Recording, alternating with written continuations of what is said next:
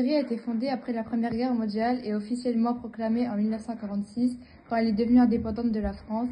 Elle est située à l'ouest de l'Asie au Moyen-Orient, gouvernée par Hafez el-Assad de 1971 à 2000, puis gouvernée maintenant par son fils Bachar el-Assad depuis maintenant les années 2000. La Syrie, toujours en conflit, rien ne s'arrange pour le moment. Depuis plusieurs années, la Syrie est un pays en guerre. Celle-ci s'est divisée en deux parties. Il y a d'un côté les personnes qui soutiennent Bachar el-Assad, leur président, et de l'autre côté les personnes qui s'y opposent. Les deux camps ne sont pas d'accord sur la façon dont le président gère le pays.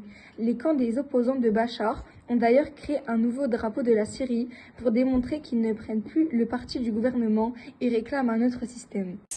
Le message du président Bachar el-Assad est clair, aucune manifestation contre le régime ne sera tolérée. Lorsque Bachar est arrivé au pouvoir, celui-ci s'est instauré un pouvoir très autoritaire sur le pays. Il y a peu de liberté d'expression, très peu de liberté, et ceux qui s'y opposent sont arrêtés, souvent tués ou torturés. En 2011, des manifestations du peuple syrien ont eu lieu contre Bachar. Le président a répondu à ces manifestations avec des actes très violents envers les civils, comme tirer avec une arme à feu dans une foule, lancer des bombes sur des villes peuplées, utiliser des armes interdites, etc. Ces actions ont mené à des milliers de morts civiles, d'autres ont été emprisonnés ou torturés.